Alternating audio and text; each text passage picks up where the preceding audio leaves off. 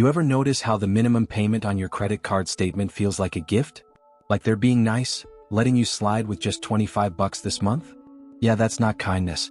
That's the trap door opening beneath your feet, and you're about to fall through it in slow motion. See, out here in California, we got people grinding 2 jobs, hustling side gigs, doing everything right and still drowning. Not because they're reckless, because they believe the lie. The lie that says, just pay the minimum, you're good. But here's what nobody tells you until it's too late. That minimum payment isn't keeping you afloat. It's the anchor. It's designed to keep you chained month after month, year after year, feeding a machine that's quietly eating your future alive. Right now, while you're sleeping, working, trying to survive, interest is compounding on your debt like a virus spreading through your bloodstream. And the worst part? You can't even feel it happening. You just wake up one day 5 years later and realize you've paid thousands of dollars but somehow owe more than when you started. That's not bad luck. That's the system. And today I'm going to show you exactly how deep those credit chains really go. Most people don't realize they're trapped until the door closes. The machine doesn't attack you. It drains you quietly: interest, late fees, minimum payments. It steals your future one exhausted month at a time. If your chest tightened just now, that's not fear, that's recognition. You've seen the pattern. Maybe you're already in it.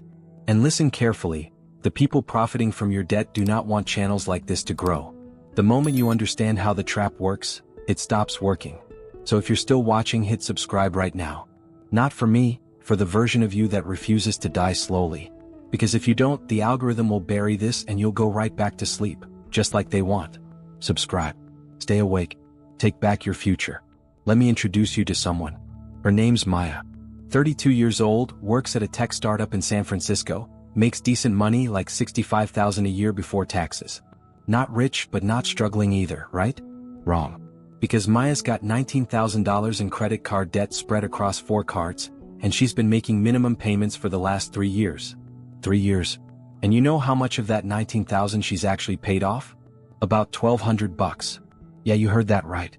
She's dumped close to $6,000 into those cards, and barely scratched the surface of the actual debt. The rest? Pure interest. Pure profit for the bank. Maya's not dumb. She's not irresponsible. She's trapped in a cycle that was engineered before she even swiped that first card. This is the invisible prison, and most people don't even realize they're inmates until the walls start closing in. Here's how it works, and pay attention because this is where your life is leaking out without you noticing. When you make a minimum payment, let's say it's $25 on a $1,000 balance, you think you're chipping away at the debt. But that 25 bucks? About 22 of it goes straight to interest. Only $3, maybe less, actually touches the principal. That means if you keep making minimum payments on a $1,000 debt with an 18% APR, which is standard, it'll take you nearly 9 years to pay it off. 9 years. And you'll end up paying almost $2,000 total. You literally double the cost of whatever you bought. That pair of sneakers you charged? Just cost you 2 pairs. That emergency car repair? You paid for the same repair twice. And here's the kicker. Most people aren't dealing with just $1,000. They're dealing with 5, 10, 20,000, sometimes way more. The numbers get so big, so overwhelming, that the minimum payment starts feeling like the only option. It's the only number that doesn't make you want to throw up when you look at your bank account. Banks know this. Credit card companies know this. They study human psychology like scientists in a lab, and you're the experiment. They understand that when someone's stressed about money, when someone's barely making rent, when someone's choosing between gas and groceries, that person isn't sitting down with a calculator figuring out APR and compound interest. That person's in survival mode, and survival mode makes you short-term focused. You just need to make it through this month. Just need to keep the lights on. Just need to not get that late fee. So you pay the minimum and it feels like relief. For about 10 seconds. Then next month comes and the balance is basically the same and you do it again. And again. And again. This is the hamster wheel and it's spinning faster than you can run. Maya told me something that stuck with me. She said, I feel like I'm working for my credit cards instead of my credit cards working for me. And that's exactly it. That's the whole game. You become a minimum payment slave and your labor, your time, your energy, it's all being siphoned off to service debt that never seems to shrink. You're not building a future. You're renting your present from a system that owns your tomorrow. Every month you make that minimum payment, you're signing a contract that says, I agree to stay in debt longer. I agree to pay more. I agree to let you profit from my struggle. And the worst part is it doesn't feel like a choice. Feels like the only option. Because rent's due, the car payments due, the phone bills due, and there's only so much money to go around. So the credit card gets the minimum and the cycle continues. But here's where it gets really dark, and this is what they don't teach you in school, what your parents probably don't even know. Compound interest works both ways. When you're saving money and earning compound interest, it's your best friend. When you're in debt and paying compound interest, it's a vampire slowly draining you dry. Every month you carry a balance, you're not just paying interest on the original amount you borrowed. You're paying interest on the interest. It's interest stacked on interest, compounding daily in most cases, and it grows exponentially. This is why people can make payments for years and feel like they're getting nowhere. Because mathematically they're not. The interest is growing faster than their payments can keep up, especially if they're only paying the minimum. It's like trying to bail water out of a boat with a teaspoon while someone's pouring it in with a bucket. You're never gonna win that fight. Maya's story gets worse before it gets better, and I need you to hear this part because this is where the psychological damage starts to show. After 3 years of minimum payments, Maya started missing payments. Not because she wanted to, but because life happened. Her car broke down, cost her $800 she didn't have, so she put it on another card. Then her roommate bailed on her, and she had to cover double rent for 2 months until she found someone new. Then her mom got sick and she had to fly back to Ohio, miss work, lose income. One thing after another, the way life actually happens, not the way financial advisors pretend it happens in their clean little spreadsheets. And every time she missed a payment or was late, the fees piled on. $35 here, $40 there. Then the interest rates went up. Because that's what they do when you slip. They punish you for struggling. They kick you when you're down.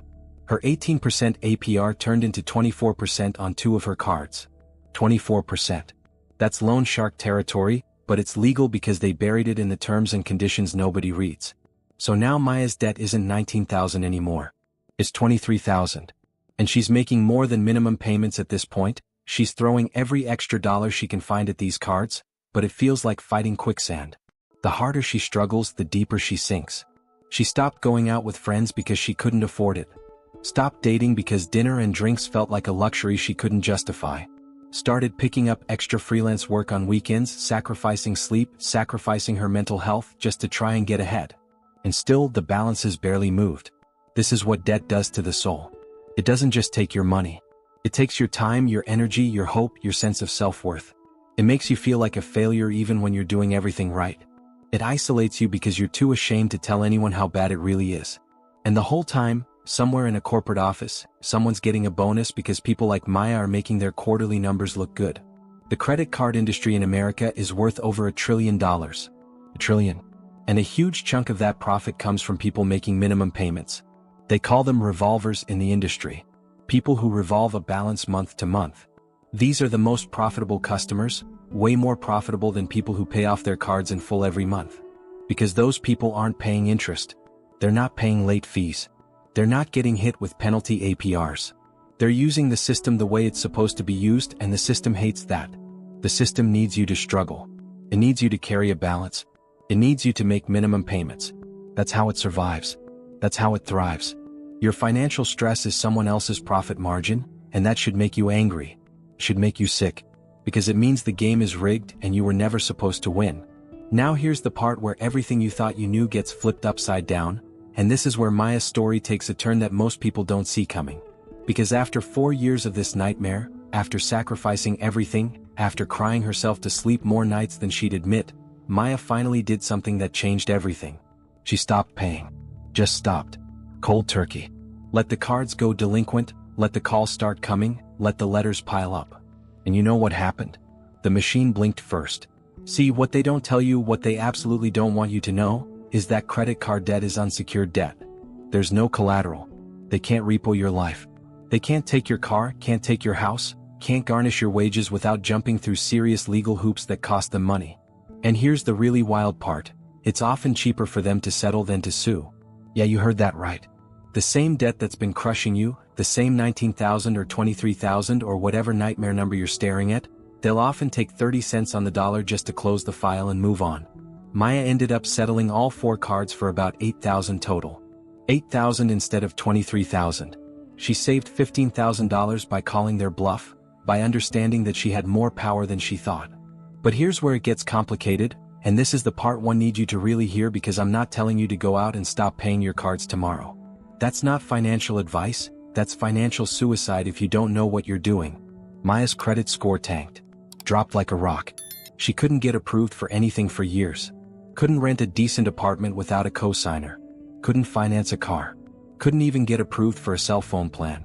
The system punished her for escaping, and the punishment was real. But here's what Maya said to me when I asked if she regretted it. I'd rather have a bad credit score and $15,000 in my pocket than a good credit score and be a slave for the next 20 years.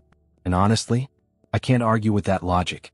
But this is where the story gets deeper, where we start peeling back layers that most people never see. Because Maya's settlement? That wasn't the real revelation. The real revelation was what she learned during those 4 years of suffering, during those nights laying awake doing math in her head, trying to figure out how she got here. She realized the minimum payment wasn't just a financial tool. It was a psychological weapon. It was designed to make her feel like she was doing something, like she was being responsible, when really she was just feeding the machine. It gave her the illusion of progress while ensuring she stayed trapped. And once she saw that, really saw it, she couldn't unsee it. She started looking at everything differently. Her job, her spending, her entire relationship with money. She realized she'd been programmed since she was 18 years old to believe that debt was normal, that everyone carries balances, that minimum payments are just part of being an adult in America. Think about it. You turn 18, you're in college or just out of high school, and suddenly you're drowning in credit card offers. Pre-approved. 0% for 12 months. Build your credit. They make it sound like you're irresponsible if you don't have a credit card. Like you're missing out on some essential adulting tool. And maybe you are, in a system designed to require credit scores for everything. But nobody tells you that the 0% expires. Nobody explains that the average American carries over $6,000 in credit card debt. Nobody mentions that the entire economy is basically built on the assumption that consumers will stay in debt, will keep spending money they don't have, will keep making those minimum payments. Because if everyone paid off their cards tomorrow, if everyone stopped carrying balances, the system would collapse. Banks would lose billions. The stock market would crash. The whole house of cards would come tumbling down. Your debt isn't just your problem. It's holding up their empire. Maya started talking to other people about their debt, and that's when things got really illuminating. She found out her coworker, the guy who seemed like he had it all together, was $70,000 in the hole between credit cards and a car loan he couldn't afford. Found out her friend from yoga class was 3 months behind on 4 different cards, hiding it from her husband, crying in her car before going home. Found out her own mother had been making minimum payments on the same debt for 15 years. 15 years. The same debt. Never getting smaller, just churning and churning, interest eating her alive while she pretended everything was fine. This is the dirty secret of American life. Everybody's drowning and everybody's pretending they're swimming. We're all making minimum payments on something, whether it's credit cards or student loans or medical debt or whatever fresh hell capitalism cooked up this week. And we're all doing it alone, isolated, ashamed, thinking we're the only ones who can't keep up. But you're not. You're not alone. You're not uniquely broken. You're not bad with money. You're up against a system designed to extract maximum profit from your struggle, and the struggle is the point. Here's where Maya's story intersects with something bigger, something that should terrify you. The average credit card interest rate in America right now is over 20%. 20%. That's higher than it's been in decades. And you know why? Because they can. Because people are desperate. Because wages haven't kept up with inflation, because rent is insane, because healthcare costs are criminal, because everything costs more and pays less, and people need credit cards to bridge the gap between what they make and what they need to survive.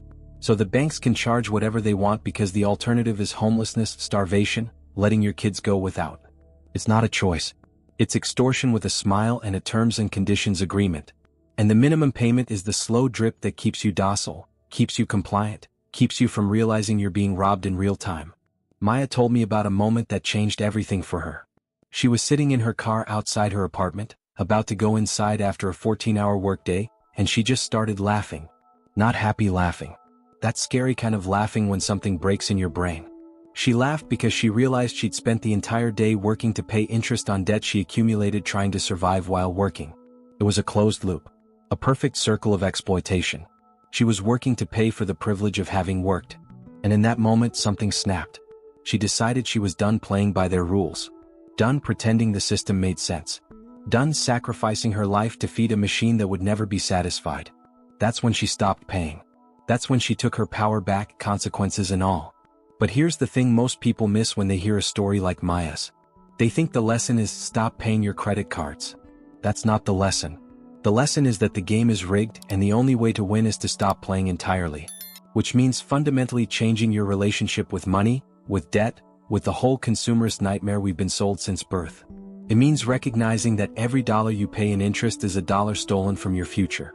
Every minimum payment is a piece of your soul handed over to faceless corporations who see you as a revenue stream, not a human being. And once you see it, once you really understand the machinery grinding you down, you can't go back to sleep. You can't pretend it's normal. You can't keep feeding the beast and hoping it'll eventually be satisfied. Maya's credit score eventually recovered. Took about 7 years, but it came back. And in those 7 years she lived differently. Lived below her means. Saved cash. Paid for everything up front. No more credit cards. No more minimum payments. No more hamster wheel. She said it felt like prison at first, like she was missing out, like she couldn't do anything without credit. But then it started feeling like freedom. Real freedom. Not the fake freedom of buy now pay later. The actual freedom of owing nobody anything. Of keeping what she earned. Of building something instead of just servicing debt. And yeah, she couldn't buy some things right away. Had to save up. Had to wait. Had to make do with less sometimes. But you know what she also didn't have? Panic attacks at 3 in the morning. Soul-crushing anxiety every time her phone rang. The constant background noise of dread that comes with knowing you're trapped. That trade-off? Worth it every time. The credit card companies, the banks, the whole financial system, they're counting on you not knowing this. They're counting on you feeling alone, feeling ashamed, feeling like there's no way out except to keep paying. Keep grinding. Keep sacrificing. They want you to believe the minimum payment is help, is flexibility, is them being nice. But it's not. It's the chain. It's the anchor. It's the slow death of your financial future. And the only way to break free is to see it for what it is and decide you're worth more than being a minimum payment slave for the rest of your life. If you've ever made a minimum payment and felt relief instead of rage, comment one word describing that feeling. Most people won't comment, because admitting it means they felt the trap. But the ones who do, they're the ones who are waking up. Drop your word. Then watch what I'm about to show you. It changes how you see every debt you've ever touched. Let's go deeper into what the minimum payment actually represents, because this is where the psychological destruction becomes crystal clear and where most people finally understand why they felt crazy for so many years. The minimum payment isn't just a number on a statement. It's a monthly reminder that you're not free. It's a subscription service to your own financial oppression. Think about it like this. You know how Netflix charges you every month and you barely notice because it's automatic, it's small, it's just part of life now? That's exactly what credit card companies want. They want the minimum payment to become invisible, routine, something you don't think about anymore. Just another bill. Just another line item in your budget. Except Netflix gives you entertainment. The minimum payment gives you nothing except the privilege of staying in debt longer. Maya told me something during one of our conversations that hit different. She said when she was deep in it, making those minimum payments month after month, she started having these recurring dreams. In the dreams, she was running on a treadmill that kept speeding up, and no matter how fast she ran, she couldn't keep pace. She'd wake up exhausted, drenched in sweat, heart pounding. It took her months to connect those dreams to her financial reality. She was literally running in place, working harder and harder and getting nowhere. That's what the interest machine does to your subconscious. It infects your sleep. It rewires your stress response. It makes your body keep score even when your conscious mind is trying to ignore the problem. Your nervous system knows you're trapped before your brain admits it. And that cognitive dissonance, that gap between what you tell yourself and what you actually feel, that's where the real damage happens. Here's what nobody talks about when they talk about debt: the shame spiral. It works like this. You get into debt, maybe for legitimate reasons, emergencies, bad luck, medical bills, whatever. You start making minimum payments because that's all you can afford. Time passes. The balance doesn't move much. You feel stupid. You feel like you should be doing better. You start avoiding looking at your statements. You stop talking about money with friends because you're embarrassed. You decline invitations because you can't afford them but you're too proud to say that. You start lying to others and to yourself about how okay you are. The isolation gets worse. The shame gets heavier. And the whole time, you're still making those minimum payments, still feeding the machine, still stuck. The shame keeps you quiet and the silence keeps you trapped. Because if you talked about it, if you reached out, you'd find out everyone else is struggling too. You'd find out the system is designed this way.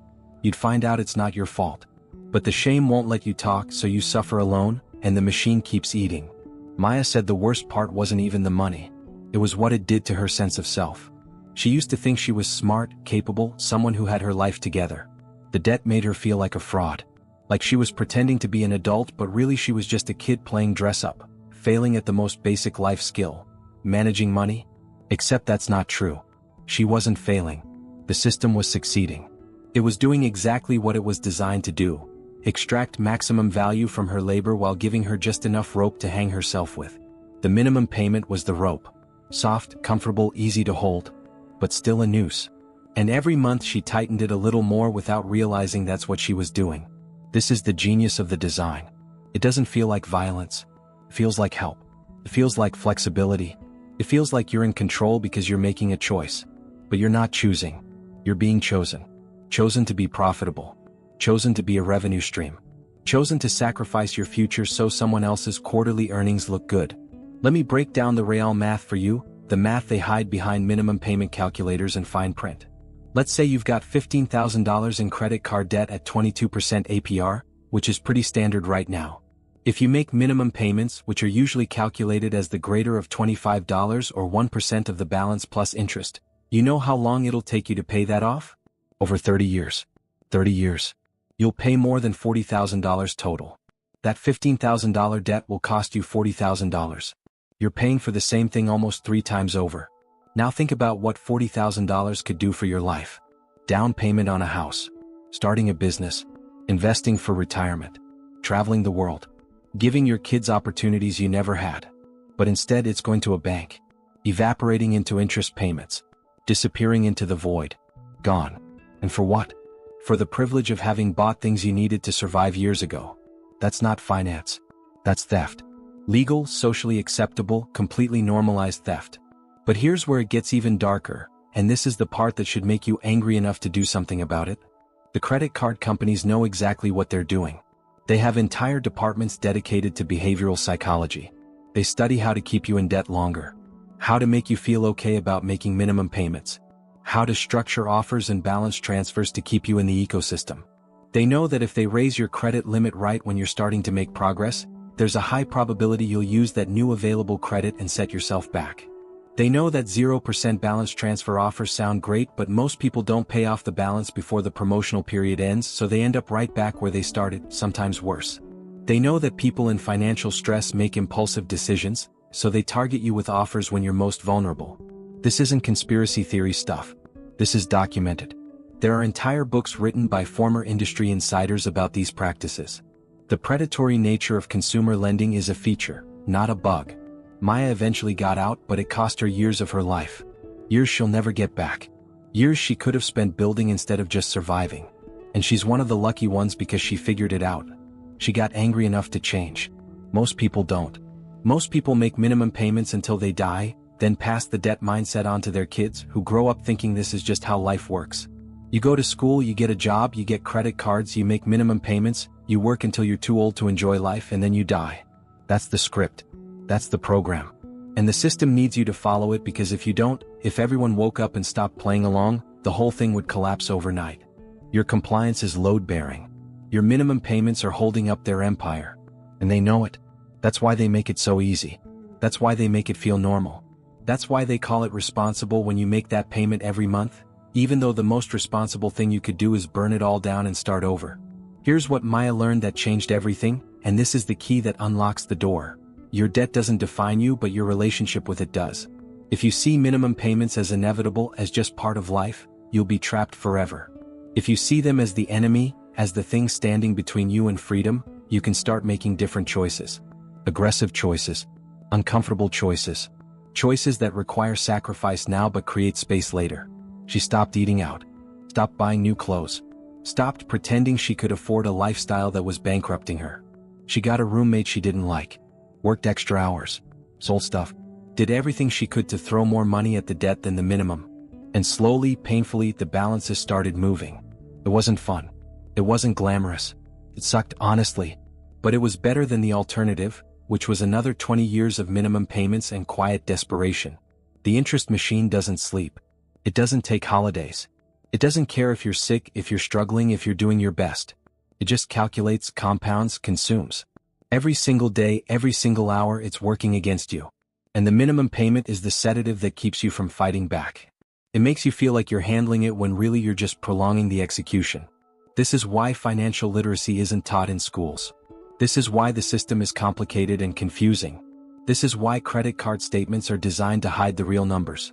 Because if you understood, if you really got it, you'd revolt. You'd refuse. You'd tear up the cards and walk away. And they can't have that. They need you compliant. They need you making those minimum payments. They need you to believe there's no other way. But there is another way. It's harder. It's less comfortable. It requires facing reality instead of avoiding it. It requires getting angry instead of getting numb. It requires understanding that every dollar you pay in interest is a dollar you're never getting back, a piece of your life you're handing over to people who don't care if you live or die as long as you keep paying. Maya found that other way. Thousands of people find it every day. And the first step is always the same. Stop believing the minimum payment is helping you. See it for what it is. A chain. An anchor. A slow death sentence for your financial future. Once you see it, once you really see it, you can't unsee it. And that's when everything changes. That's when you stop being a minimum payment slave and start being free. Not easy. Not comfortable. But free. And freedom is worth every sacrifice it takes to get there. So here's where Maya is now, and this is the part that matters most because it shows you what's possible when you stop playing their game. 7 years after she stopped making minimum payments, 7 years after her credit tanked and she had to rebuild from scratch, Maya's got zero credit card debt. Zero. She's got $20,000 in savings. She bought a used car with cash. She's investing 15% of her income. She sleeps through the night. She doesn't panic when unexpected expenses come up because she's got a buffer now, real money, not available credit. Her life isn't perfect. She's not rich. She's not living in some mansion in Malibu. But she's free. Actually free. Not fake freedom where you can buy anything you want but owe everything.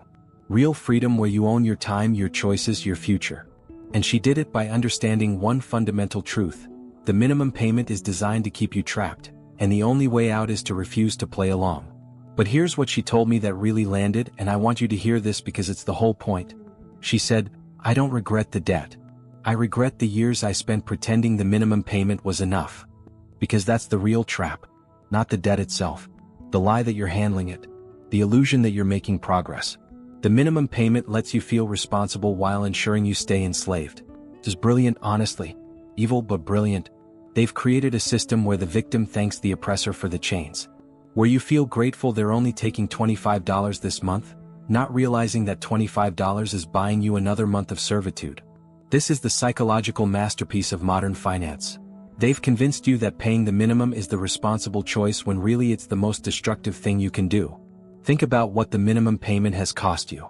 Not just in money, though that's real, but in stress, in lost sleep, in relationships strained because money was always tight, in opportunities you couldn't take because you were too broke, in dreams you deferred indefinitely because you were too busy surviving, in the peace of yourself you lost every time you looked at your statement and felt like a failure.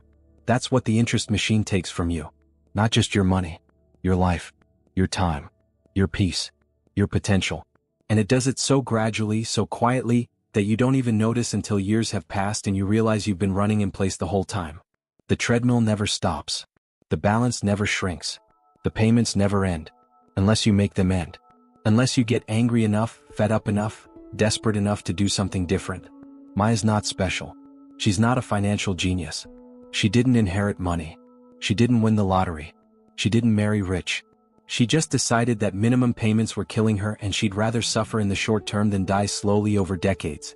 That's it. That's the whole secret. Choosing acute pain over chronic pain. Choosing temporary discomfort over permanent enslavement. Most people can't make that choice because they're too afraid, too ashamed, too exhausted. They'd rather keep making the minimum payment because at least it's familiar. At least they know how that story goes. But here's what they don't realize. They already know how that story ends too. It ends with them old, broke, still in debt, wondering where their life went. The minimum payment doesn't lead anywhere except more minimum payments. It's an infinite loop. A maze with no exit. Unless you stop walking the path they laid out for you and start cutting through the walls.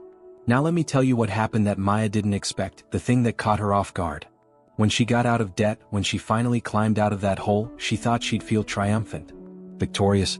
Like she'd beaten the final boss. But what she actually felt was rage. Pure, white-hot rage. Because she realized how unnecessary it all was. How the whole system is designed to create debt slaves. How it could have been avoided if anyone, had told her the truth when she was 18. How many people are still trapped, still making minimum payments, still believing the lies because nobody's pulling back the curtain. That rage is what motivated her to start talking about it, to stop being ashamed, to warn other people, to become the person she needed when she was drowning. And that's what this video is. A warning. A wake-up call. A mirror showing you what the minimum payment is really doing to your life. Here's the thing about the interest machine, it doesn't care about you. It's not personal. You're a number in a spreadsheet. A percentage point in a quarterly report. A revenue stream in an algorithm. The people profiting from your minimum payments don't know your name. They don't know you're struggling. They don't care that you're sacrificing your mental health to stay current. They're just watching the numbers go up. Watching interest compound. Watching profits roll in. And the system is designed so they never have to see your face, never have to acknowledge your humanity, never have to feel bad about what they're doing. It's all automated. All impersonal. All legal. But just because something's legal doesn't mean it's right. Just because everyone's doing it doesn't mean it's not destroying them. The minimum payment is normalized financial violence, and most people don't realize they're being attacked until it's too late. Maya said something to me right before we finished our last conversation, and I think about it all the time. She said, the minimum payment is permission to stay broken. And that's it. That's the whole thing distilled down to one sentence. As long as you're making that payment, as long as you're meeting that minimum requirement, you can tell yourself you're doing okay. You're being responsible. You're handling your business. But you're not. You're just postponing the reckoning. You're just kicking the can down the road. You're just choosing slow death over quick death. And eventually time runs out. Eventually you're 65, still making minimum payments, realizing you can't retire because you're still servicing debt from your 30s. That's the future the minimum payment creates. That's where this road leads. And by the time you get there, it's too late to go back. So what do? How do you break free? I'm not gonna give you some step-by-step plan because everyone's situation is different. But here's the universal truth. You have to pay more than the minimum. Way more. As much as you possibly can. You have to attack the debt like it's attacking you because it is. You have to make sacrifices. Real sacrifices. The kind that hurt. The kind that your friends won't understand. You have to stop pretending you can afford the life you're living and start living the life you can afford. You have to get comfortable being uncomfortable. You have to embrace the suck. Because the alternative is worse. The alternative is 30 years of minimum payments. The alternative is dying in debt. The alternative is passing this nightmare on to your kids. And if that doesn't motivate you, nothing will. The credit card companies are betting you won't do it. They're betting you'll keep making minimum payments until you die. They're betting you're too scared, too tired, too beaten down to fight back. They're betting the system has broken you completely. And for most people, they're right. Most people will never escape. Most people will make minimum payments their whole lives and never understand they were scammed. But you're still watching this video. You're still here. Which means some part of you knows. Some part of you sees the trap. Some part of you is ready to stop playing along. That's the part you need to listen to. That's the voice that's trying to save you. The rest is just programming. Just conditioning. Just the machine telling you to stay quiet and keep paying. Maya's free now. But she's not special. She just refused to accept minimum payments as her destiny. You can do the same thing. It won't be easy. It won't be fun. But it'll be worth it. Because on the other side of that debt, on the other side of those minimum payments, there's a version of your life where you breathe easier. Where you sleep better. Where you're not constantly calculating, constantly stressed, constantly trapped. That version of your life exists, but you have to choose it. Nobody's gonna choose it for you. The system sure as hell isn't gonna help you get there. You have to decide that minimum payments are unacceptable. That you're worth more than being a revenue stream. That your future matters more than their profits. And then you have to act on that decision.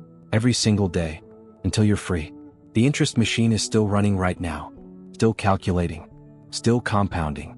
Still taking. Every second you're watching this video, someone somewhere is making a minimum payment and sinking deeper. Every minute, interest is accruing on debt that'll never be paid off. Every hour, people are waking up to the reality that they've been scammed. The question is, are you gonna be one of them? Are you gonna keep feeding the machine? Or are you gonna starve it? Are you gonna keep playing by their rules? Or are you gonna flip the table? Because here's the truth they don't want you to know. You have more power than you think. They need you more than you need them. Your minimum payment is voluntary. Your participation is optional. And the second you realize that, everything changes. Listen, this is just the surface. The rabbit hole goes so much deeper than minimum payments and credit card debt. If you want to understand how the whole system is designed to keep you broke, how every financial product is engineered to extract maximum value from your life, you need to watch the next video. I break down the mortgage trap, the car loan scam, and the retirement account lie that's been sold to your parents' generation. Everything you think you know about building wealth is backwards, and the people profiting from your ignorance are counting on you never figuring it out. Click the video on your screen right now. Don't wait. Don't scroll away. Because every second you're not learning how the game really works is another second you're losing. The truth is brutal, but it's the only thing that'll set you free. I'll see you there.